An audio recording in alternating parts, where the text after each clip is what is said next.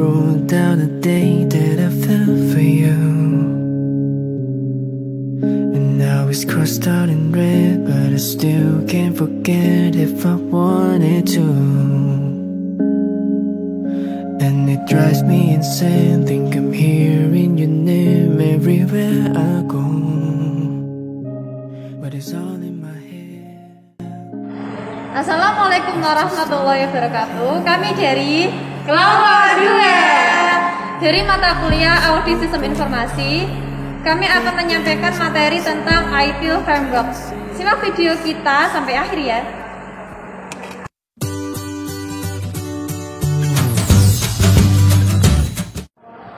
Perkenalkan, nama saya adalah Eka Aryani. Perkenalkan, nama saya Lindin Syafitri. Perkenalkan, nama saya Nova Septiani Saputri. Perkenalkan, nama saya Aprilia Irawati. Perkenalkan, nama saya Putri Fiatuna Buber.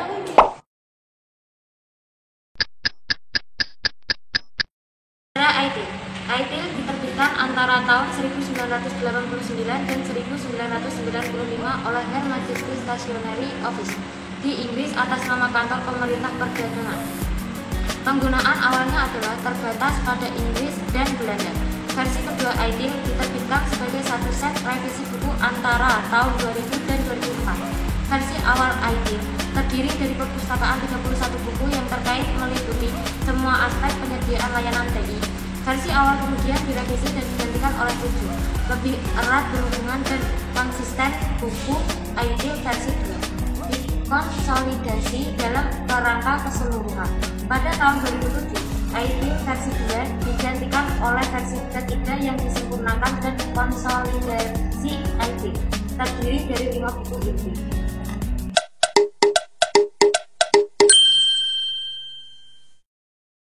ITIL Framework, Information Technology Infrastructure Library atau ITIL, kerangka kerja atau framework yang dikembangkan oleh Office of Government Commerce atau OGC di Inggris.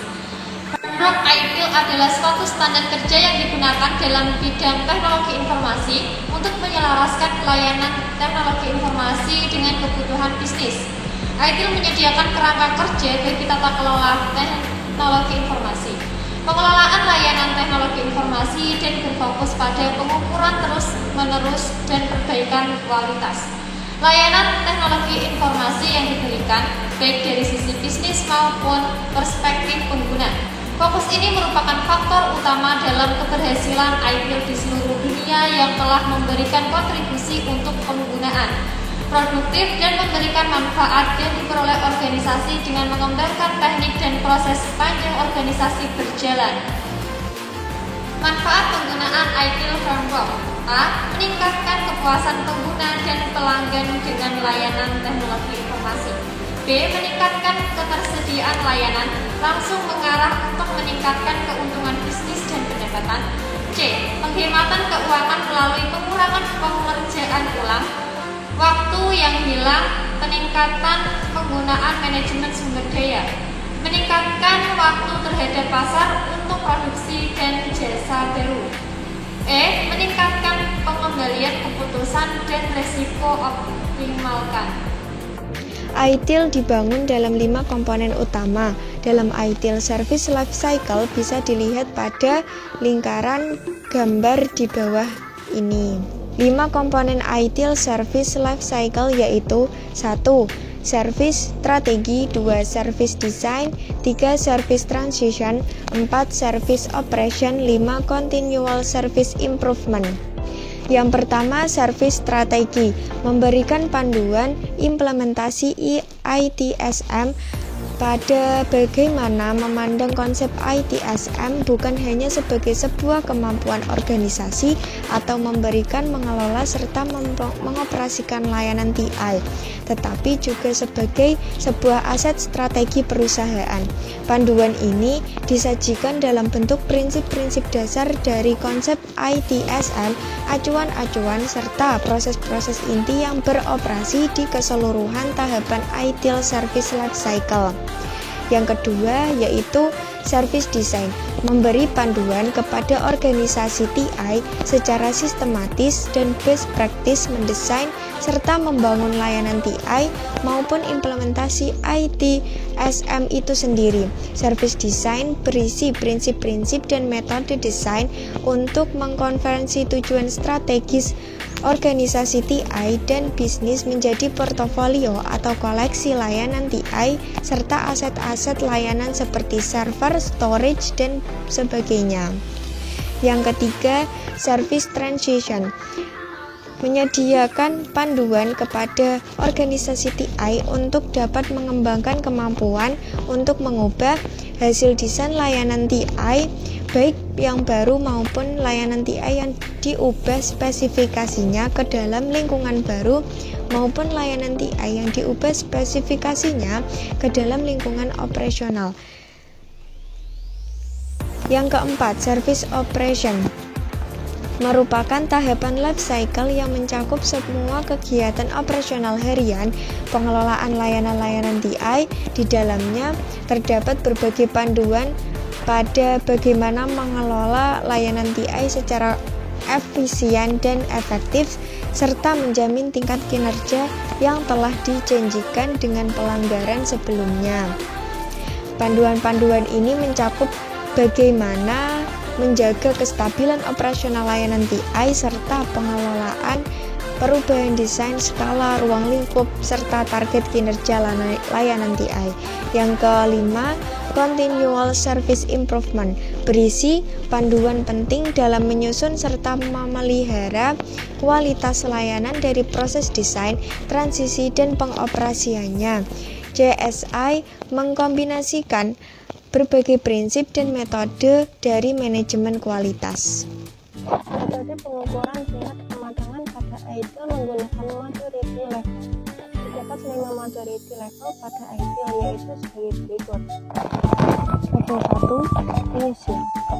Perusahaan sudah mulai mengenali proses teknologi informasi di perusahaan. Belum ada standarisasi dilakukan secara individual dan tidak terorganisasi. Terdapat bukti yang memperlihatkan perusahaan telah menyadari adanya isu yang perlu dibahas. Tidak ada proses yang baku, berarti tentunya ada pendekatan khusus yang cenderung diterapkan per khusus. Pendekatan manajemen secara keseluruhan, tidak ada proses yang baku. Sebagai gantinya ada pendekatan khusus yang cenderung diterapkan per khusus. Pendekatan manajemen secara keseluruhan. Level 2, manage. Perusahaan sudah mulai memiliki prosedur dalam proses teknologi informasi, tetapi tidak ada pelatihan dan komunikasi formal tentang prosedur standar tersebut. Tanggung jawab terhadap proses tersebut masih dibebankan pada individu dan tingkat ketergantungan pada kemampuan individu sangat besar sehingga terjadi kesalahan. Perusahaan sudah mulai memiliki prosedur dalam proses teknologi informasi, tetapi tidak ada pelatihan dan komunikasi formal tentang prosedur standar tersebut. Level 3, definite. Prosedur di perusahaan sudah distandarisasi, terdokumentasi, dan dikomunikasikan melalui pelatihan, tetapi implementasi masih tergantung pada individu. Apakah mau mengikuti prosedur tersebut atau tidak? Proses yang dibuat tersebut tidak rumit, hanya merupakan formalitas kegiatan yang sudah ada. Level 4, quantitatively manage. Perusahaan dapat mengukur dan memonitor prosedur yang ada sehingga mudah ditanggulangi jika terjadi penyimpangan. Proses yang sudah berjalan dengan baik dan konstan, otomatis dan perangkat teknologi informasi yang digunakan. Otomatis dan perangkat teknologi informasi yang digunakan terbatas. Level 5, optimizing. Proses yang ada sudah mencapai best practice melalui proses perbaikan yang terus-menerus. Teknologi informasi yang sudah digunakan terintegrasi untuk otomatisasi proses kerja dalam perusahaan, meningkatkan kualitas, efektivitas, serta kemampuan beradaptasi terhadap perusahaan. Pada tahun 2007, ITIL versi 2 digantikan oleh versi ketiga yang disempurnakan dan dikonsolidasi ITIL. Terdiri dari 5 buku ini. Berikut gambarannya. Persyaratan bisnis diidentifikasi dan disepakati dalam tahap servis strategi ke dalam service level package atau yang biasa disebut dengan SLP, dan output bisnis yang diinginkan. Lalu lanjut ke tahap service design di mana solusi layanan dibangun bersamaan dengan service design package atau SDP. Kemudian berlanjut ke tahap service transition di mana layanan dievaluasi, diuji, dan divalidasi. Layanan Service Knowledge Management System atau yang biasa disebut dengan SKMS lantas diperbarui. Layanan memasuki tahap Service Operation. Jika memungkinkan, Continual Service Improvement mengidentifikasi kemungkinan perbaikan dalam daur hidup layanan.